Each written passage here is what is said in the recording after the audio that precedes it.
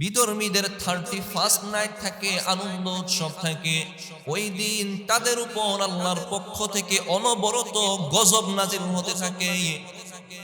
যদি তুমি ওখানে যাও, আল্লাহর গজব কিন্তু তোমাকে পেয়ে বসবে।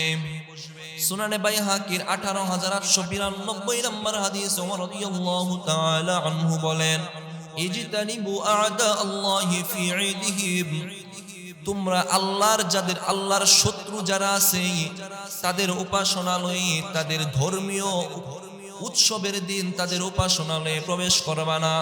কেন প্রবেশ করবা না? আগের হাদিসে বলা হয়েছে, কেননা ওই দিন তাদের উপর আল্লাহর গজব নাজিল হয়। তোমরা যদি যাও, তোমাদের উপরও আল্লাহর গজব আসবে, তোমাদের উপরও আল্লাহর গজব এসে পড়বে। আমরা এই দিবসটাকে কি পালন করতে পারবো কিনা? না পারলে কেন পারবো না? এই পয়েন্টে আমরা মোট 7টি পয়েন্ট আলোচনা করব। এই বিষয়ের উপর 7টি পয়েন্ট আলোচনা শুনব। 1 নাম্বার, এই দিবসটা কি আমাদের ইসলামী রীতিনীতি নাকি বিজাতীয় বিধর্মীদের রীতিনীতি? এতক্ষণের কথাই বুঝেন নাই? একাধিক দুই মাথাওয়ালা প্রভুর ইবাদত করে, তাহলে এটা কি আর আমাদের মুসলিমের হতে পারে? হতে পারে না। 1 নাম্বার পয়েন্ট, যে এটা বিজাতীয় ধর্মীয় রীতিনীতি, এটা আমাদের জন্য সংস্কৃতি না, রীতিনীতি না, আমরা এটা পালন করতে পারি না। সুনানে বাইহাকির 18861 নম্বর হাদিসের বর্ণনা, ওমর রাদিয়াল্লাহু তাআলা আনহু বর্ণনা করেন। চলুন আমরা হাদিস থেকে জানি প্রথম পয়েন্টে কেন আমরা এটা পারবো না। عن عمر بن الخطاب رضي الله تعالى عنه قال لا تدخلوا على المشركين في كنائسهم يوم عيدهم فإن السخطة تنزل عليهم. عمر بن الخطاب رضي الله تعالى عنه বলেন, আল্লাহর হাবিব সাল্লাল্লাহু আলাইহি ওয়াসাল্লাম ফরমান, لا تدخلوا على المشركين في كنائسهم, তোমরা বিজাতীয়দের, ইহুদি খ্রিস্টান মুশরিকদের তাদের উপাসনালয়ে, তাদের আনন্দের দিন প্রবেশ করবা না, তাদের উৎসবের দিন তাদের উপাসনালয়ে তোমরা যাবা না। কেন যাবা না?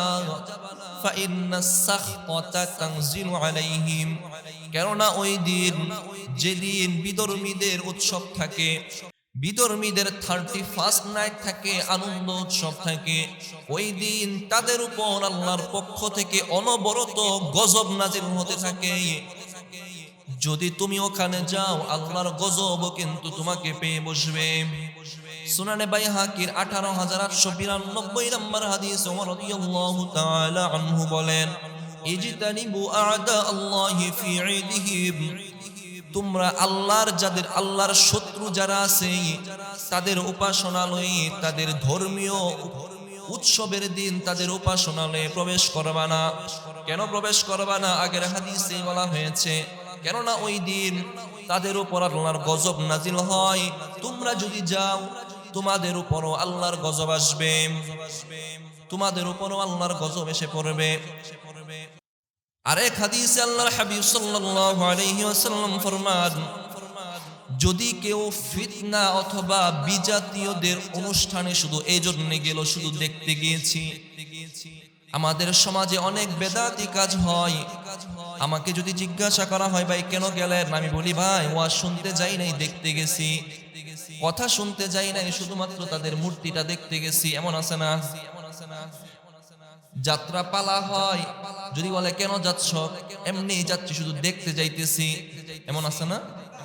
আমরা দেখতে যাই, বাউল গান হয়, যাত্রা পালা হয়, হিন্দুদের মণ্ডপে আমরা যাই, দেখতে যাই। এই যে আমরা দেখতে যাই, এতে করে আমাদের উপরে কেমন গজবটা হয়। উমদাতুল কারির মধ্যে আল্লামা বদরুদ্দিন আইনি রাহিমাহুল্লাহ বলেন, মান কাসারা সাওয়াদা কওমিন ফি মাসিয়াতিন ওয়া ফিতনাতিন ইন্নাল উকুবাতা তালজিমুহু আলাইহিম। আল্লাহর হাবিব সাল্লাল্লাহু আলাইহি ওয়াসাল্লাম ফরমান, মান কাসারা সাওয়াদা কওমিন ফি ফিতনাতিন ওয়া মাসিয়াতিন, কোন গুনাহ অথবা ফিতনার কাজে কোন মানুষ যদি এজন্য শরীক হয় যে শুধু দেখতে গেলাম, দেখতে গিয়ে তাদের দল ভারী করে দিয়েছে। দেখবেন মাজারে মানুষ যায় শুধু দেখতে, একদল যায় সিজদা করতে, আরেক দল যায় টাকা দিতে, আরে একটা দল এমনও আছে শুধু দেখতে যায়। হিন্দুদের পূজার সময় একটা দল মুসলমান এমন আছে তাদের মূর্তিগুলো দেখতে যায়। একটা দল এমন আছে হিন্দুদের মূর্তি যখন ভাঙে পোড়া দেয় অথবা পানির মধ্যে গঙ্গার জলে ভাসায়, শুধু দেখতে যায়। মান কাসসারা আলা সাওয়াদা কওমিন ফি মাসিয়াতিন ওয়া ফিতনাতিন, রাসূল বলেন কোন গুনাহ অথবা ফিতনার কাজে কোন মানুষ যদি এজন্য শরীক হয় যে শুধু দেখতে গেলাম, সে এই বিশ্বাস নিয়ে তাদের কাছে যায় নাই যে আমি এটার পূজা করতেছি, আমি এর ইবাদত করতেছি, বিশ্বাস ওটাও না। বিশ্বাস শুধুমাত্র এতটুকু যে আমি শুধু দেখতে যাইতেছি। ফাইন্নাল উকুবাতা তালজিমুহু আলাইহিম, আল্লাহর হাবিব সাল্লাল্লাহু আলাইহি ওয়াসাল্লাম ফরমান এই জায়গায় যত শাস্তি আসবে আল্লাহর পক্ষ থেকে, ইন্নাল উকুবাতা শাস্তি তাদেরকেও গ্রাস করে নিবে। আপনি দেখতে গেছেন, শাস্তি কিন্তু আপনাকে ছাড়বে। এটা আপনার প্রতি একটা হুঁশিয়ারি, সাবধানতা যে কেন যাবা তুমি, মুসলমানদের রীতিনীতি আছে, তুমি মিয়া ওটাতে যাও না। তোমার ফজরে মুসল্লি পাওয়া যায় না, তোমার ওয়াজ মাহফিল সুন্নত তরিকায় ওখানে মানুষ পাওয়া যায় না, হক্কানি উলামায়ে কেরামের মজলিসে মিয়া মুলুক পাওয়া যায় না, তুমি বেদাত যেখানে হচ্ছে, পূজা যেখানে হচ্ছে ওখানে লোক বাড়ানোর জন্য যাইতেছো। আল্লাহ আমাদেরকে এগুলো থেকে হেফাজত করেন, বলেন আমিন।